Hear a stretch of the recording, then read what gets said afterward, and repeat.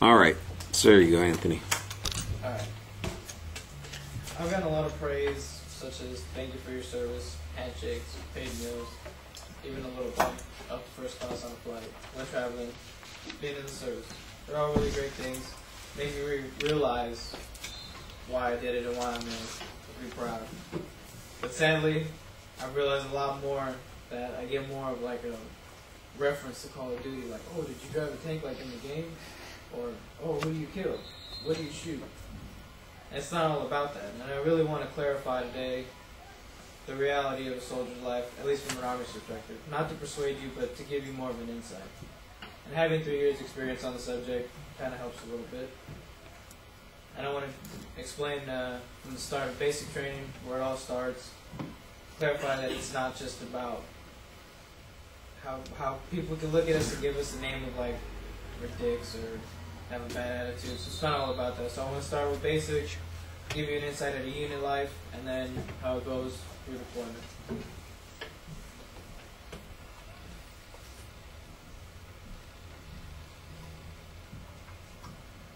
When going to basic training, there's different locations you can go to.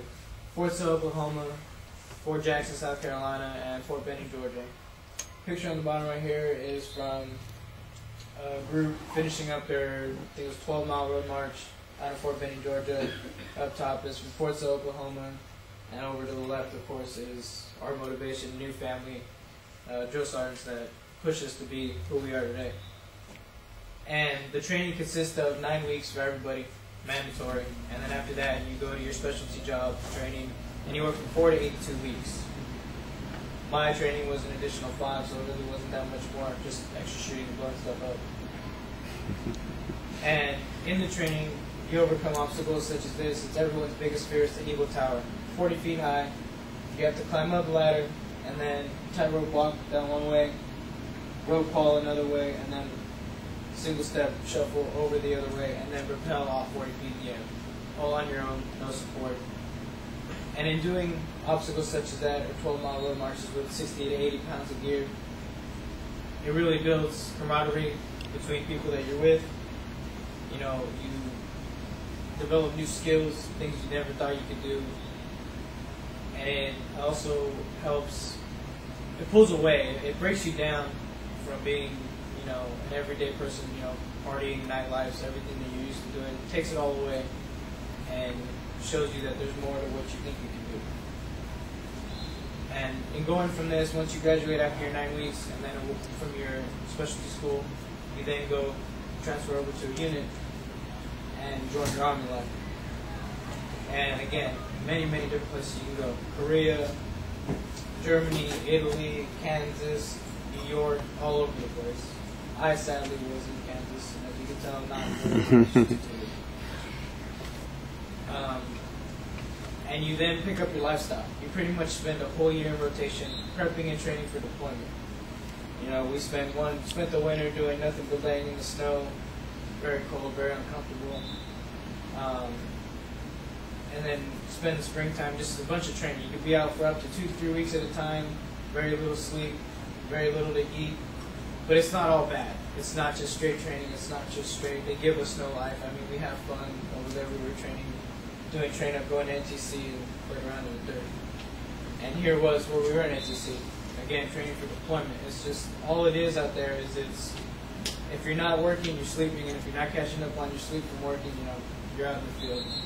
And that's all the time we really had. It's not about blowing things up and crashing tanks and other tanks. And when it comes to prepping for deployment, you spend your year together, you get to know your guys, you go from knowing your guys and training with them, knowing them on a personal level, into what everyone dreads and fears, deployment. You know, and with being deployed, it's not as easy as everyone thinks. It's not all about, oh, there's KFC over there, nobody's getting blown up. You know, it's not just Iraq and Afghanistan as well. We also have people in Africa, Australia, Egypt, the borders of Korea. And in prepping, you're on call for 3 months. And at that 3 months, at any time they say, hey, we got to get on the bird, you leave. You know, you can't spend. Our guys, when they left had a week to go say goodbye to their families, move their families back home, say goodbye, and get on the bird. And these pictures are actually from Afghanistan right now, where they're living. Like, they're living in little dirt huts. They got nothing, no cable, no satellite, no running water. They pretty much fill water in their morning bag and take showers like that. That was when they were on patrol. And then the bottom right is when they were interacting, trying to get information on possible IEDs being laid down, improvised explosive devices, roadside bombs. And with people thinking and not knowing that what's really going on out there, currently up to date, within the last 7 years, from 03 to 2010, a total of 4,400 people have been killed and injured in Afghanistan. 1,100 killed, 3,400 injured. And in Iraq, it's even worse because there's 3,500 injured and killed. 4,000 killed and 31,000 injured in Iraq. And I didn't think it could really happen. I also thought too, but that's also our positive side, thinking like, we'll be alright, we'll make it, we'll come back home. About 3 weeks ago, I lost 2 good friends I've known for the last 3 years to small arms fire. And it really puts you in perspective that anything can happen. You really learn that it's not just about, it's not a video game, it's real life. And that we go through a lot, we endure a lot. And on top of losing these 2, I almost lost another guy. I found out as I was walking into class today that he was shot last night. And they barely pulled him out of critical condition off the ventilator today.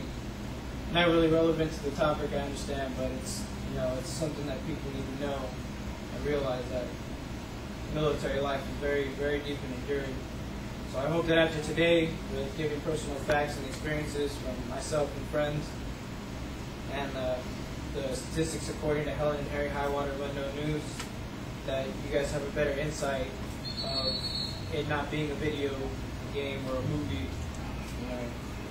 It's about the pride that we have in serving our country, not just benefits, uniform, and free airplane rides.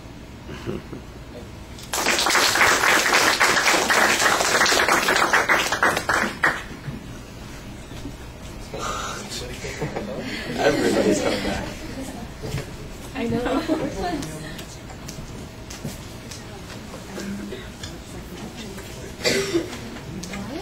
All right, Jamie, since you're doing double duty, let's hear what you thought. Okay, so I liked your topic because I know after talking to you about it during the beginning of class and everything, I knew that it meant something to you. And I don't know, I've only heard what they'd say on TV. And so you coming in and saying basically that it's not a video game, it's real life, and people actually do get hurt and everything. No one really gets that kind of view of it. And I'm glad that you brought it in. I think you did a really good job describing all the pictures and everything. So whenever someone talks about something, you always get that picture in your head. And you just sat there and you were like, well, this is what it actually looks like. So you don't really know what it actually looks like, and then you get the picture and you're just like, I couldn't do that if I tried. 12 miles, not my thing. But other than that, you did a really good job. All right. I like the opening. I think you've got a good personal story that you're telling us and using that as your attention device. The topic is very clear. The goal is explained for the most part. There's a good setup of what the structure is going to be. For the most part, you're using personal experience. Once in a while, you've got some side information, and I think you want to be a little bit more consistent about citing that. At the end of the speech, it sounds a little bit like, oh, and here's where some of that data came from, and that should be integrated into the speech when you're presenting it. I always like the personal touches. I think that that's what makes it a more interesting speech. But we need some additional bits and pieces of information as well. There was one place where I thought that you kind of undermine your argument because I don't want to say argument, undermine what you said earlier. You say it's not all the video games and what kind of gun did you shoot and that kind of thing. I'm going, okay, so we're going to find out more about the training and the prep and all those kinds of things. And then you kind of mentioned, and then I went to my specialty school, which wasn't all that complicated because I'm mostly just blowing stuff up, and I'm going, well, didn't you just say it wasn't that kind of stuff? And now here you are saying, and that's what I did.